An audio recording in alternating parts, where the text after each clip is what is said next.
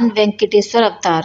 द्वापर युग की समाप्ति और कलयुग के आरंभ होने पर एक बार ब्रह्मा जी ने नारद जी से कहा, कलयुग में सारा संसार अशांति और असत्य में डूब जाएगा। कलयुग में भगवान नारायण ने अवतार धारण नहीं किया है, इसलिए तुम अपने कौशल से ऐसा कोई उपाय करो जिससे भगवान भूलोक में अवतार धारण करें, तब मानव युग भक्ति युक्त होकर मोक्ष को प्राप्त करेगा। पिता की बात सुनकर नारद जी भूलोक में गंगा किनारे आए, जहाँ समस्त ऋषिगण एकत्रित होकर जन कल्याण के लिए एक विशाल यज्ञ कर रहे थे। नारद जी ने मुनियों से पूछा, संसार की भलाई के लिए किया जाने वाला यज्ञ साधारण नहीं होता, इसलिए इसका फल पाने वाला भी असाधारण नहीं होना चाहिए। इस यज्ञ का फल आप किसे दे रहे हैं? सबसे पहले यह जानने का प्रयत्न कीजिए कि त्रिमूर्तियों में से कौन सत्वगुण संपन्न है और कौन मोक्ष फल का दाता है। अतः यज्ञ का फल किसे देना चाहिए? मुनियों ने कहा, नारद, तुम बहुत बुद्धिशाली और अतः तुम ही बताओ कि ब्रह्मा, विष्णु और महेश में से किसको यज्ञ का फल देना चाहिए। एक सृष्टिकर्ता है, दूसरा पालनकर्ता और तीसरा रुद्र मूर्ति है। तीनों ही एक दूसरे से कम नहीं है, अतः इनकी परीक्षा कर लेनी चाहिए। इस कार्य के लिए भृगु ऋषि ही श्रेष्ठ हैं, क्योंकि जैसे भगवान शिव का तीसरा नेत्र ललाट पर है, इनका तृतीय तपोनेत्र पाद चरण में है। त्रिमूर्ति में कौन श्रेष्ठ है, इसकी परीक्षा करने के लिए भृगु ऋषि मान गए। भृगु ऋषि द्वारा ब्रह्मा, विष्णु और महेश की परीक्षा। सर्वप्रथम भृगु ऋषि सत्यलोक गए, जहाँ ब्रह्मा जी वरुण, अग्नि आदि दिक्पालकों से सृष्टि के संबंध में चर्चा कर रहे थे। भृगु काफी देर तक ब्रह्मसभा में खड़े रहे, परंतु किसी ने उनकी ओर ध्यान नहीं दिया। क्रोधित होकर भृगु ऋषि ने कहा, ब्रह्मदेव, सृष्टा होने के गर्भ में इतने अंधे हो रहे हैं कि 4 सिर और 8 आंखों के होते हुए भी तुम्हें अतिथि दिखाई नहीं देता। तुम में रजोगुण की प्रधानता है। अतिथि के अपमान के लिए मैं तुम्हें शाप देता हूँ कि पृथ्वी पर कभी भी न तो तुम्हारी पूजा होगी और न ही मंदिर होगा। इसके बाद भृगु कैलाश पर गए, जहाँ भगवान शिव अपनी पत्नी पार्वती के साथ अंतपुर में भोगानुभव कर रहे थे। भगवान बाहर गणेश, कार्तिक और समस्त शिवगण कोई उत्सव मना रहे थे। किसी ने भी भृगु ऋषि को नहीं पहचाना। क्रोधित होकर भृगु ऋषि सीधे अंतपुर में प्रवेश कर गए, जिस पर शिव भी उन पर क्रोधित हो उठे। भृगु ऋषि ने सोचा, इनमें तामस गुण है, इसलिए शिव जी को शाप देते हुए कहा, तुम्हारी किसी भी मंदिर में मूर्ति नहीं होगी, सब जगह तुम लिंग ही लिंग हो जाओ। अब भृगु ऋषि वैकुंठ लोक में पहुंचे, जहाँ भगवान विष्णु शैया पर शयन कर रहे और लक्ष्मी जी उनकी पाद सेवा कर रही थी। यह देखकर भृगु ऋषि का पारा और चढ़ गया। उन्होंने भगवान विष्णु के वक्ष पर पदाघात करते हुए कहा, हमारे आने पर भी तुम सोते हो, उठो। भृगु ऋषि के पदाघात से विष्णु जी ने शेष शैया से उतरकर उनके चरण पकड़ लिए और लक्ष्मी जी को उनके लिए पाद अर्घ्य आदि लाने के लिए कहा। भगवान विष्णु ने कहा, क्षमा करो महात्मन, कौस्तुक आदि से युक्त हारों को पहनने से मेरी छाती बहुत कठोर है। इस पर पादाघात से आपके सुकुमार चरणों को कितना कष्ट हुआ होगा। मुझे अपना दास समझकर क्षमा करना, मैं आपके चरण छूता हूँ। भगवान विष्णु ने भृगु ऋषि का पाँव हाथ में लेकर उनके तपोनेत्रों को अपनी उंगलियों से खींचकर सागर में फेंक दिया, जिससे भृगु ऋषि का सारा गर्भ जाता रहा। भृगु ऋषि ने कहा, आपको लात मारकर मैंने बड़ा पाप किया है, मेरे दोष को क्षमा करें। भगवान विष्णु ने कहा, तुम दुखी मत हो, तुम्हारे मन की बात और आने का कारण मैं जानता हूँ। तुम्हारे कारण हमारा महत्व संसार में विदित होगा। भृगु ऋषि ने भगवान विष्णु से यज्ञ का फल स्वीकार करने की प्रार्थना की, जिसे उन्होंने स्वीकार कर लिया। भृगु ऋषि ने भूलोक में जाकर समस्त ऋषियों को भगवान विष्णु का महत्व बताकर यज्ञ फल उन्हें समर्पित करने के लिए कहा। लक्ष्मी जी रूठकर भूलोक में जाना। भृगु ऋषि के कार्य से भगवान विष्णु के वक्ष स्थल में रहने वाली लक्ष्मी जी क्रुद्ध हो गई और बोली, 14 भुवनों के स्वामी और समस्त देवताओं से पूजित आपको लात मारने वाले का उस ब्राह्मण का साहस नहीं। यही नहीं, वह वक्ष स्थल मेरा निवास स्थान है। इस पर लात मारने का मतलब है मुझे लात मारना। उसे दंड देने की जगह आपने उनसे क्षमा मांगी। यह देखकर मेरा दिल जल रहा है। पर पुरुष से अपमानित होकर जीवित रहने की अपेक्षा नाक बंद करके तपस्या कर लेना अच्छा है। भगवान विष्णु ने लक्ष्मी जी को बहुत समझाया। भक्तों के मन की बात को जानना बहुत कठिन है। वे किसी महान कार्य के लिए यहाँ आए थे। संतान के कार्य से माता पिता को नाराज नहीं होना चाहिए। तुमको शांत हो जाना चाहिए।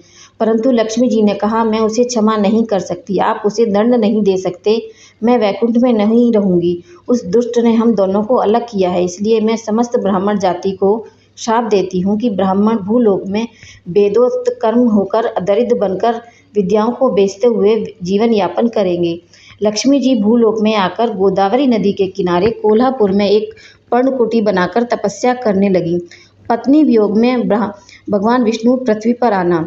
लक्ष्मी जी के वैकुंठ छोड़ते ही वहां की शोभा जाती रही, चारों ओर दरिद्र देव का राज्य हो गया। पत्नी के वियोग में भगवान विष्णु एक दिन वैकुंठ छोड़कर भूलोक आ गए और पत्नी को ढूंढते ढूंढते शेषाद्री पहुंच गए। इसे शेषाचल इसलिए कहा जाता है क्योंकि भगवान शेष यहाँ पर्वत रूप में स्थित हैं। इस पर्वत को तिरुमले या तिरुमाला भी कहते हैं, जिसका अर्थ है श्रीयुक्त पर्वत। धरती पर पैर रखते ही भगवान विष्णु को भूख प्यास आदि मानवीय तत्व प्रभावित करने लगे। एक दिन थकान के कारण वे एक इमली के पेड़ के नीचे वाल्मीकि खोडर में शयन करने के उद्देश्य से जा छिपे। वैकुंठ उजड़ गया, यह जानकर नारद जी ने ब्रह्मा जी से कहा, आपके कहे अनुसार मैंने कार्य कर दिया। लक्ष्मी जी और विष्णु जी दोनों ही भूलोक चले गए हैं। निद्रा और आहार के बिना भगवान विष्णु सूख कर कांटा हो गए हैं, इसलिए आप उन्हें आहार देने की व्यवस्था कीजिए। ब्रह्मा जी भगवान शंकर को साथ लेकर लक्ष्मी जी के पास पहुँचे और बोले, निद्रा और आहार के बिना भगवान विष्णु आजकल शेषाद्री पर एक पेड़ के खोडर में रह रहे हैं, उनकी रक्षा करनी होनी चाहिए। हम दोनों गाय और बछड़े का रूप धारण करके और आप ग्वालिन बनकर हमें चोल देश के राजा को बेच दीजिए। हम उस राजा की गायों के साथ रहकर श्री हरि को प्रतिदिन दुग्ध पान कराएंगे। लक्ष्मी जी ने बात मान ली। शेषाद्री उन दिनों चोल राजा के अधीन था। उसी क्षण ब्रह्मा गाय, विष्णु बछड़ा और लक्ष्मी जी ग्वालिन बनकर चोल राजा के पास पहुंची। गाय और बछड़े के सौंदर्य से आकर्षित होकर राजा रानी ने उन्हें खरीद लिया। लक्ष्मी जी का काम पूरा हो गया। चोल राजा ने ग्वाले से कहा कि नई गाय का दूध दुहकर राजकुमार के लिए लाया करो। चोल राजा के पास हजारों गाय थी।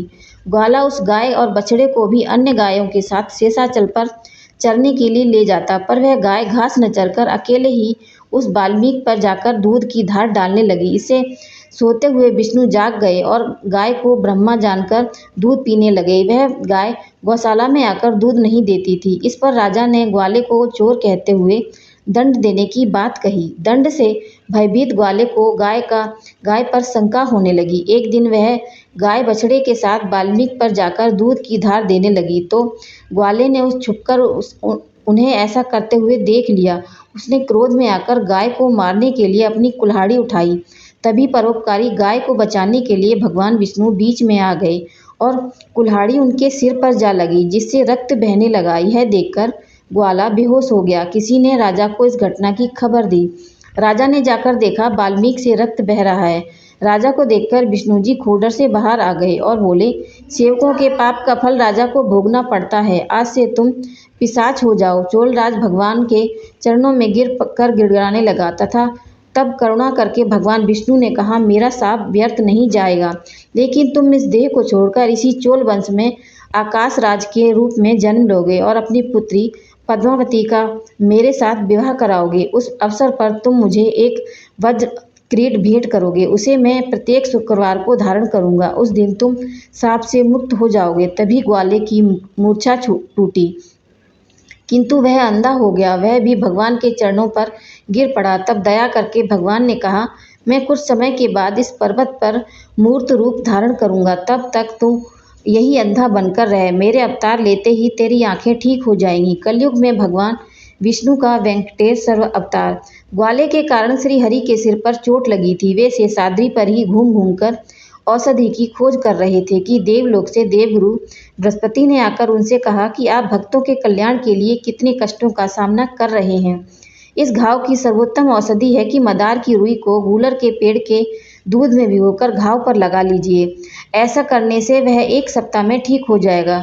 भगवान विष्णु औषधि की खोज करते हुए शेषाद्री पर बराह स्वामी के आश्रम में पहुंचे। बराह स्वामी ने उनका आदर सत्कार किया, वेंकटाचल पर ही रहने को जगह दे दी और कहा, मेरे पास बकुला देवी नाम की भक्तिन है, वह माता की तरह आपकी सेवा करेगी, उसे आप अपने पास रहने दीजिए। बकुला देवी कृष्ण अवतार में यशोदा थी, जो श्री कृष्ण का विवाह न देख सकी थी। श्री कृष्ण ने उन्हें वर दिया था कि कलयुग में एक नौजवान के रूप में तुम्हारे पास आऊँगा, तब तुम मेरी शादी देखोगी। बकुला देवी ने कहा, आज से तुम मेरे पुत्र हो, मैं तुम्हें श्रीनिवास के नाम से पुकारूंगी। बकुला देवी ने जड़ी बूटियां लाकर भगवान श्रीनिवास के घावों पर लगा दी। वे अच्छे अच्छे फल, कंद मूल आदि जंगल से लाकर श्रीनिवास जी को खिलाती। चोल राजा के राज्य का नाम आकाश राज और उनकी पत्नी का नाम धरणी देवी था। आकाश राजा के छोटे भाई का नाम तोड़मान था। दोनों भाइयों के कोई संतान नहीं थी, इसलिए उन्होंने यज्ञ करने के लिए जमीन जोती तो एक स्थान पर हल अटक गया। जब जमीन खोदी तो वहाँ उन्हें एक सोने का संदूक मिला। संदूक को खोजने पर उन्हें सहस्त्र दलों वाला एक कमल और उस पर लेटी हुई विद्युत के समान दीप्तमान एक बालिका मिली। उस बालिका को पाकर राजा रानी के हर्ष का पारावार न रहा। पद्म में मिलने के कारण ब्राह्मणों ने उसका नाम पद्मावती रखा। पद्मावती के मिलने के बाद धरणी देवी को वसुदान नामक पुत्र हुआ। पद्मावती दिनों दिन शुक्ल पक्ष के चंद्रमा के समान बढ़ने लगी। एक दिन नारद जी आकाश राज से मिलने आए तो राजा ने उन्हें पद्मावती के लिए योग्य वर बताने के लिए कहा। नारद जी ने कहा, आपको दामाद की खोज करने की आवश्यकता नहीं है। आपकी पुत्री लक्ष्मी जी का अंश को लेकर पैदा हुई है। राम अवतार में वेदवती को भगवान राम द्वारा दिए गए वर के अनुसार वही वेदवती है। आपके यहाँ पद्मावती के रूप में अवतरित हुई है। भगवान विष्णु के साथ ही पद्मावती का विवाह होगा। यह शुभ घड़ी बहुत ही निकट आ रही है।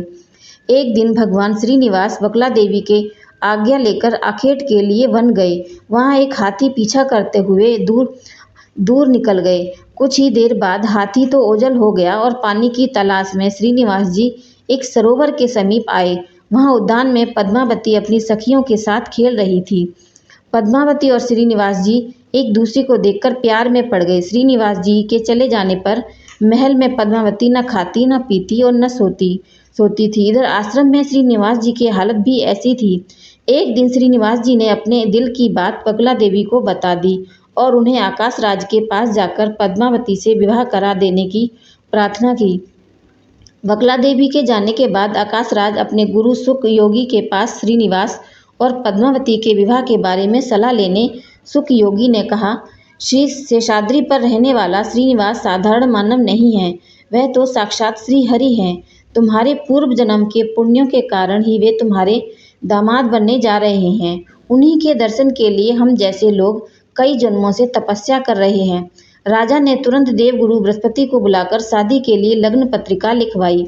वैशाख शुक्ल दशमी शुक्रवार को हुआ श्रीनिवास और पद्मावती का कल्याण विवाह महोत्सव। विवाह शुक्ल दशमी शुक्रवार को श्रीनिवास और पद्मावती के कल्याण महोत्सव के लिए आदिशेष, गरुत्मान, ब्रह्मा, शंकर, नारद, कुबेर आदि सभी देवता आ गए। श्रीनिवास ने नारद जी से कहा, लक्ष्मी जी मुझे छोड़कर चली गई हैं, इसलिए मैं बड़ी निर्धन अवस्था में हूँ। आप कृपा करके कोई ऐसा उपाय सोचिए जिससे मैं अपने विवाह के लिए धन जुटा सकूं। जब सभी देवताओं की सभा बैठी थी तब नारद जी ने कुबेर से कहा, आप श्रीनिवास और पद्मावती के विवाह के लिए पर्याप्त धन देकर सहायता कीजिए। स्वामी जी उस धन को सूद के साथ चुका देंगे। कुबेर ने तुरंत नारद जी की बात मान ली। भगवान श्रीनिवास ने एक पत्र लिखा कि मैंने कुबेर से अपने विवाह खर्च के लिए 1,14,00,000 निष्क लिए हैं, जिन्हें मैं सूद सहित लौटा दूंगा। ब्रह्मा, शंकर और असत्व ने उस पत्र पर साक्षी के रूप में हस्ताक्षर किए। शुभ मुहूर्त में विवाह के समस्त विधियां संपन्न हुई। देवताओं ने नव दंपति पर पुष्प वर्षा की और महामुनियों ने आशीर्वाद विदा के समय श्रीनिवास ने आकाश राज से कहा, आपने मुझे सदा के लिए अपना आभारी बनाया है, अतः कोई वर मांग लीजिए। आकाश राज ने कहा, मुझे यह वर दीजिए कि मैं कभी भी आपके नाम का स्मरण करूं तो स्मरण को न भूलूं। भगवान श्रीनिवास ने कहा, मैं आपको सयोज्य मोक्ष प्राप्त करता हूँ। सबसे विदा लेकर भगवान श्रीनिवास और पद्मावती जी अगस्त्य मुनि के आश्रम में आए। विवाह के बाद नव दंपति को 6 मास तक पर्वत पर नहीं चढ़ना चाहिए, इसलिए भगवान श्रीनिवास और पद्मावती 6 मास तक अगस्त्य आश्रम में रहे। सभी देवता अपने अपने लोक को चले गए। आकाश राज की मृत्यु के बाद एक दिन तोड़मान अगस्त्य आश्रम आए और श्रीनिवास से कोई सेवा बताने के लिए कहा। श्रीनिवास ने कहा, शेषाद्रि पर बरा स्वामी ने जो स्थान मुझे दिया है वहाँ पर मेरे लिए ऐसा मंदिर का निर्माण कराओ जिसमें लक्ष्मी और पद्मावती के रहने की योग्यता हो। इसमें गोपुर, शिखर, सिंह द्वार, ध्वजा, मंडप, धान्यशालाएं, पाकशालाएं, गौशाला व फूलों की बावली बनवाओ। भगवान की आज्ञा मानकर तोड़मान ने शेषाद्रि को दूसरा वैकुंठ बना दिया। शुभ मुहूर्त में श्रीनिवास और पद्मावती ने आनंद निलय में प्रवेश किया। उस समय ब्रह्मा जी ने कहा, स्वामी, लोक कल्याण के लिए आप वर दीजिए कि जो भक्त आपके निवास शेषाद्रि पर आए उनके पाप दूर हो जाए। मैं आपकी सन्निधि में 2 अखंड ज्योतियां जलाऊंगा। ये ज्योतियां लोक कल्याण के लिए सदा आपकी सन्निधि में जलती रहेंगी। आप कलयुग के अंत तक इसी वेंकटाचल पर निवास कीजिए और अपने भक्तों को दर्शन देते रहिएगा। अब मैं जो ब्रह्मोत्सव करूंगा उसे स्वीकार कीजिएगा। भगवान श्रीनिवास ने ब्रह्मा जी की बात स्वीकार कर ली। उस दिन से उस स्थान का नाम वेंकटाचलम हो गया। लक्ष्मी जी और भगवान विष्णु में कलह का कारण नारद जी ही थे। अब नारद जी लक्ष्मी जी के पास कोल्हापुर पहुंचे और कहा, क्यों आप आनंद धाम वैकुंठ को छोड़कर इन जंगलों में निद्रा और आहार के बिना धूप जाड़ा सहते हुए कब तक तपस्या करती रहेंगी। नारद जी ने उन्हें भगवान श्रीनिवास और देवी पद्मावती के विवाह की बात बताई। यह सुनते ही लक्ष्मी जी को मानो काठ मार गया। वे नारद जी सहित वेंकटाचलम पहुंची। भगवान श्रीनिवास ने अचानक लक्ष्मी जी को देखा तो समझ नहीं पाए कि वह स्वप्न है या सत्य। पद्मावती जी को भी समझ नहीं आया कि यह स्त्री कौन है। दोनों सौतों में झगड़ा होने लगा। भगवान श्रीनिवास की दशा जाल में फंसे पंछी के समान थी, न इधर चैन न उधर चैन। थोड़ी देर में दिव्य ज्ञान से लक्ष्मी जी को सारी बात समझ आ गई और उन्होंने कहा, अब हम सगी बहनों की तरह रहेंगी। भगवान श्रीनिवास ने लक्ष्मी जी को कुबेर के लिए कर्ज की बात बताई और कहा, कलयुग में तुम मेरे भक्तों को धन संपत्ति प्रदान करती रहो, जिससे वे अनेक पाप करके विपत्तियों में फंस जाएंगे। फिर मैं उन्हें स्वप्न में उपाय बताऊंगा, जिससे वे मेरी मनौती करके भेंट चढ़ाएंगे। वह धन मैं कुबेर को सूद के रूप में दे दूंगा। यह तुमको कलयुग में अंत तक करना पड़ेगा, फिर हम वैकुंठ जाकर सुख से रह सकेंगे। तब तक तुम पद्म सरोवर में स्थित रहकर भक्तों की रक्षा करती रहो, किंतु तुम अपने एक स्वरूप में मेरे बाएं वक्ष स्थल में रहो। पद्मावती को दक्षिण वक्ष पर रहने दो। भगवान ने लक्ष्मी जी व पद्मावती जी को अपने आलिंगन में लेकर अपने दाएं और बाएं वक्ष स्थल में रख लिया। भगवान श्री हरि जगत के कल्याण के लिए भूलोक आए थे, केवल 2 स्त्रियों की रक्षा के लिए नहीं। इसलिए वे 7 कदम पीछे चले।